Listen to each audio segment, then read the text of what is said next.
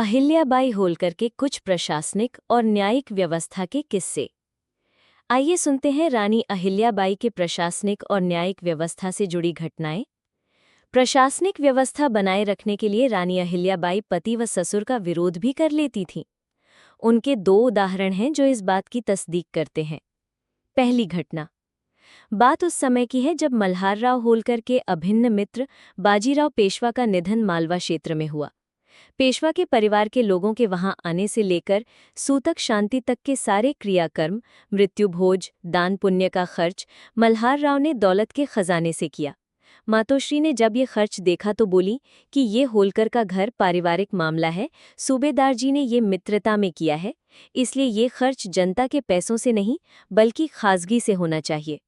उसके तुरंत बाद उन्होंने उक्त राशि खासगी से दौलत के खजाने में ट्रांसफर करवा दी। चाहे खासगी यानी पारिवारिक ट्रस्ट का खजाना हो या दौलत यानी राजकोष का खजाना, वे दोनों का हिसाब बराबर रखती थीं। दूसरी घटना, अहिल्या देवी के पति खंडेराव होलकर को युवराज होने के नाते नियमित रूप से दौलत और खासगी ट्रस्ट दोनों खजाने में से वेतन दिया जाता था। उनको खर्च कम पड़ता था तो वे एडवांस सैलरी ले लेते थे। जब अहिल्या देवी ने ये देखा तो बोली कि आपने क्यों एडवांस लिया? आज यदि आप प्रजा के सामने उदाहरण नहीं रखेंगे तो होलकर परिवार की छवि खराब होगी। जब तक आप अग्रिम रूप में ले चुके वेतन को ना चुका दें, आपको एक नया पैसा नहीं मिलेगा। इसके बाद जब वो खंडेराव के कक्ष में गईं तो उन्हें वहां लूट में या जीत में मिला धन दिखता है। वो बोलती हैं कि इस धन को भी आप नहीं रख सकते, इस पर पहला हक राजकोष का है। प्रशासन को लगा कि ये आपको देना चाहिए तो देंगे। अहिल्या देवी शासन के साथ फैसले भी निष्पक्ष करती थी। उनके निष्पक्ष फैसले के किस्से। पहला फैसला, जमीन के टुकड़े पर विवाद पर मां अहिल्या देवी की दो टूक। एक बार किसी जमीन के टुकड़े को लेकर काफी दिनों से ग्वालियर राज्य और होलकर राज्य में मतभेद चल रहा था। इसका फैसला अहिल्या देवी पर छोड़ दिया गया। उन्होंने निर्णय दिया कि ना तो ये जमीन ग्वालियर राज्य की है, ना ही होलकर राज्य की। इस जमीन का इस्तेमाल गोचर भूमि के रूप में होगा, इस पर कोई लगान भी नहीं लिया जाएगा। दूसरा फैसला, ये राजपाट शिव का है। पति, ससुर और बेटे की मौत के बाद अपना राज्य भगवान शिव को समर्पित कर दिया। वे सिर्फ सेविका के रूप में राज्य का कार्य करती थी। यहीं से शुरुआत हुई थी हुजूर शंकर ऑर्डर की, जो महाराजा यशवंतराव होलकर द्वितीय के समय तक चलते रहे। ये विश्व में एक मिसाल भी है। यही कारण है कि अहिल्या देवी के काल के सिक्कों पर शिवलिंग अंकित होता था। 7/12 का उतारा खसरा नियम उन्हीं ने बनाया।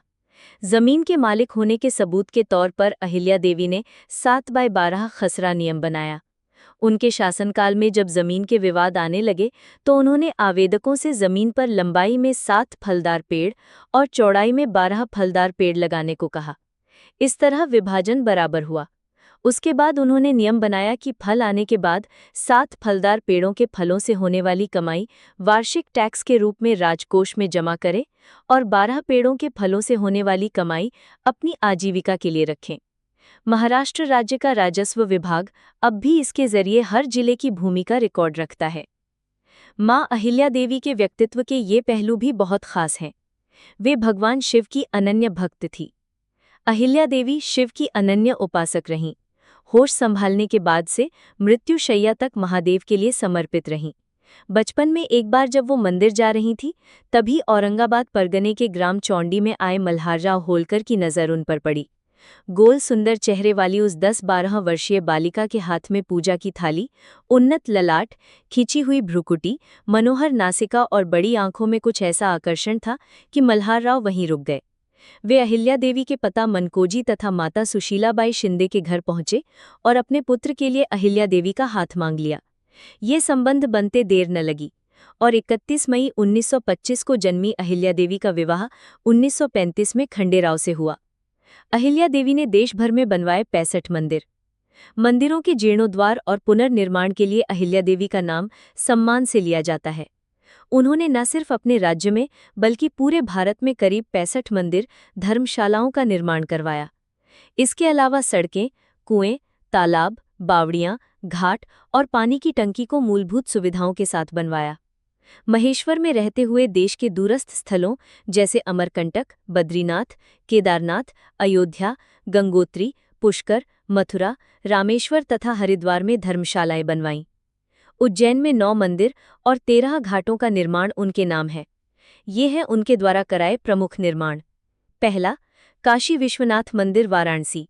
भगवान शिव का ये प्राचीनतम मंदिर गंगा नदी के पश्चिमी तट पर स्थित है। कहा जाता है कि ये मंदिर भगवान शिव और माता पार्वती का आदि स्थान है। मंदिर के वर्तमान स्वरूप का निर्माण 1780 में देवी अहिल्या देवी ने करवाया था। दूसरा, सोमनाथ मंदिर, वेरावल, गुजरात। कहा जाता है कि सोमनाथ का मंदिर ईसा के पूर्व भी था। मंदिर पर बार बार आक्रमण हुए। 1783 में अहिल्या देवी ने पुणे के पेशवा के साथ मिलकर ध्वस्त मंदिर के पास अलग मंदिर का निर्माण कराया। मंदिर के गर्भगृह को जमीन में बनाया गया। तीसरा, विष्णुपद मंदिर, गया, बिहार। माना जाता है विश्व में यही एक ऐसा मंदिर है जहां भगवान विष्णु के चरण चिन्ह की पूजा होती है। इसे धर्मशिला के नाम से भी जाना जाता है। फाल्गु नदी के तट पर बने इस मंदिर का पुनर्निर्माण 1787 में अहिल्या देवी ने कराया था। चौथा, बैजनाथ मंदिर, कांगड़ा, हिमाचल। ये नागर शैली में बना हिंदू मंदिर है। इसे 1204 ईस्वी में अहूका और मान्युका नामक 2 स्थानीय व्यापारियों ने बनवाया था। ये वैद्यनाथ के रूप में भगवान शिव को समर्पित है। पांचवा, एलोरा के गणेश्वर मंदिर का जीर्णोद्वार अहिल्या देवी होलकर द्वारा कराया गया।